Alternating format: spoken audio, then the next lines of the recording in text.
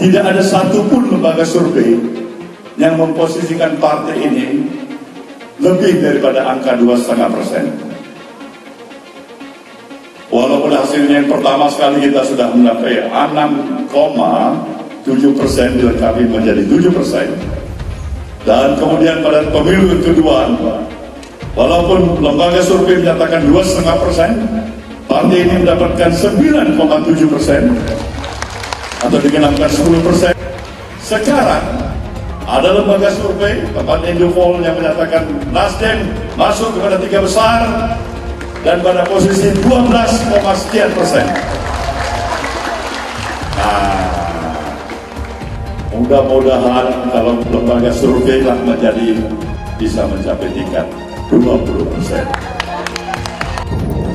Tapi bila tidak sesuai, tidak cocok, maka muncul permasalahan. Kita udah lihat di banyak tempat. Nah, saya ingin sampaikan apresiasi bahwa Nasdem ini di dalam memberikan sebuah kepercayaan itu total, tidak setengah-setengah. Dan itu kemudian juga berdampak kepada kami. Karena melihat barangkali tren yang kurang baik dari hasil survei terhadap Presiden Jokowi, ya pasti pribadi saya dan Nasdem ini apa adanya. Kenapa? Karena kita tidak berpikir secara linear, kita melakukan seluruh daya upaya keluar daripada pemikiran-pemikiran yang linear tadi. Nah, ini juga demikian. Kenapa saya harus berpikir linear? Hari ini Presiden Jokowi tidak memerlukan saya dan Nasdem.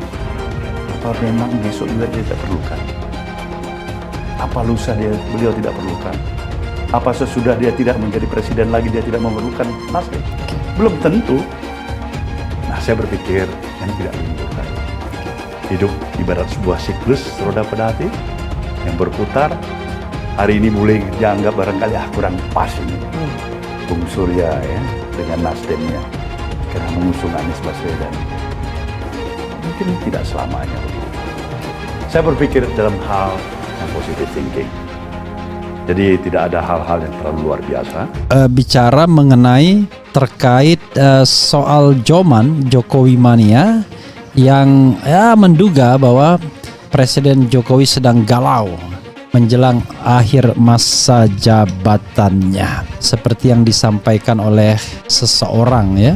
Mereka heran kok bisa Presiden Jokowi yang diurusi adalah hal-hal yang terkait dengan ini. Mana seseorang mengeluh terhadap Presiden Jokowi yang sibuk menyiapkan putra mahkota atau berkampanye padahal di akhir masa jabatannya. Oke, ini Joman Jokowi mania ya. Salah satu simpul relawan yang saya protes, harusnya tidak ada lagi yang namanya relawan. Belak-belakan, Surya Paloh deklarasikan Anies Baswedan dinilai jadi pemantik badai politik nasional. Istana sampai kritikus Faisal Assegaf belak-belakan mengungkapkan pemantik badai politik nasional. Ternyata terkait Ketua Umum Partai Nasdem Surya Paloh sekaligus partainya keluar dari kekuasaan Presiden Joko Widodo atau sebagai oposisinya. Hal tersebut diungkapkan Faisal Assegaf dalam akun Twitter pribadi miliknya. Dalam cuitannya, Faisal Assegaf awalnya mengatakan bahwa Surya Paloh menjadi keluar dari lingkup Jokowi dan bersikap sebagai pihak yang tak lagi berada di zona nyaman kekuasaan Jokowi. Terlebih lagi, kata Faisal Assegaf, sikap itu tampak dari Nasdem yang mengusung Anies Baswedan menjadi bakal calon presiden baca pres untuk Pilpres 2024. Surya Paloh dan Nasdem keluar dari zona nyaman kekuasaan Jokowi, mendeklarasikan Anies Baswedan capres. Angin perubahan itu memantik badai politik nasional, istana terguncang. Ujar Faisal Assegaf dikutip Suara Liberté dari akun Twitter pribadi miliknya _Faisal Assegaf Rabu 12 Juli. Rakyat dibuat kaget, sebagian pihak meragukan manuver cerdas putra Aceh itu. Namun terbukti Nasdem tulus mengulur tangan, menegur dengan seluruh elemen oposisi. Sambungnya. Lebih lanjut, Faisal Assegaf juga mengatakan bahwa ada berbagai upaya penjagalan Anies Baswedan menuju Pilpres 2024. Menurut Faisal Assegaf, hal itu justru membuat Surya Paloh dan partainya itu semakin merapatkan barisan. Berbagai upaya manis terus dilakukan. Berbagai upaya menjegal Anies terus dilakukan, justru bikin Surya Paloh dan Nasdem makin solid. Tambah kencang menyerukan perubahan. Wajar publik bersimpati dan apresiasi, ungkap Faisal Assegaf. Lebih heroik, Surya Paloh lantang menegaskan, jangankan masuk penjara, dibunuh pun bakal tetap dukung Anies. Sikap keberanian tersebut memompa semangat rakyat banyak, tambahnya. Faisal Assegaf menegaskan bahwa Surya Paloh bukan politisi kaleng-kaleng. Surya Paloh dinilai sebagai tokoh pers dan sekaligus orator visioner yang terkenal tangguh di panggung nasional. Di berbagai momen strategis Paloh sangat diperhitungkan. Nurani Surya Paloh terusik oleh aneka ketidakadilan di negeri ini. Menyadarkan dirinya bahwa berada di empuknya kekuasaan tentu menyobek hati. Paloh tidak rela membiarkan rakyat terdolimi, paparnya. Lanjut, kata Faisal Assegaf, Nasdem menjadi semakin jauh lebih bermartabat ketika memilih berjuang di jalur perubahan dengan sejumlah tokoh kritis. Pilihan yang sangat berat, banyak tantangan harus dilewati.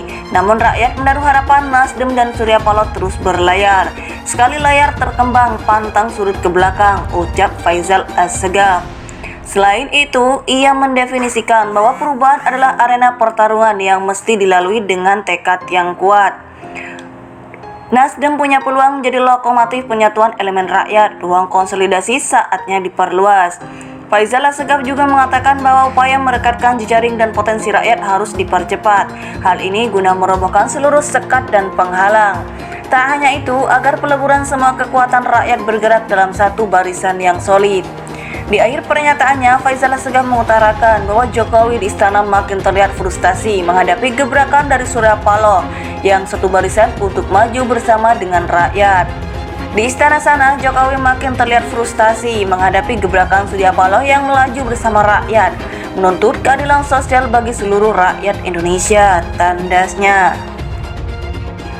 Rakyat dibuat kaget, sebagian pihak meragukan manuver cerdas putra Aceh itu. Namun terbukti, Nasdem tulus mengulur tangan, menegur dengan seluruh elemen oposisi, sambungnya. Lebih lanjut, Faisal Assegaf juga mengatakan bahwa ada berbagai upaya penjegalan Anies Baswedan menuju Pilpres 2024. Menurut Faisal Assegaf, hal itu justru membuat Surya Paloh dan partainya itu semakin merapatkan barisan. Berbagai upaya menjegal Anies terus dilakukan, justru bikin Surya Paloh dan Nasdem makin solid. Tambah kencang menyerukan perubahan. Wajar publik bersimpati dan apresiasi, ungkap Faisal Assegaf. Lebih heroik, Surya Paloh lantang menegaskan, jangankan masuk penjara, dibunuh pun bakal tetap dukung Anies. Sikap keberanian tersebut memompa semangat rakyat banyak, tambahnya.